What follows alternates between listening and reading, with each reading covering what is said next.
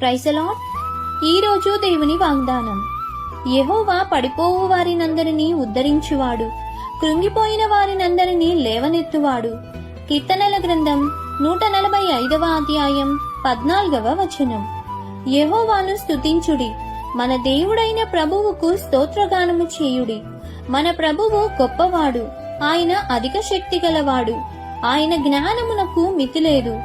యెహోవా దీనులను లేవనెత్తువాడు, భక్తిహీనులను ఆయన నేలను కూల్చును.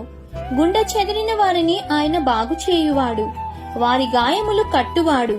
కాబట్టి శ్రమల దినాలలో కృంగిపోకుండా దేవుని సహాయం కోసం ఎదురు చూడాలని కోరుతూ, ఈ దిన వాగ్దానం మీ అందరి జీవితంలో నెరవేరాలని కోరుకుంటూ, దేవుని సువార్తా పరిచర్యలో మీ సహోదరి. ఆమేన్. God bless you. Download ShareChat.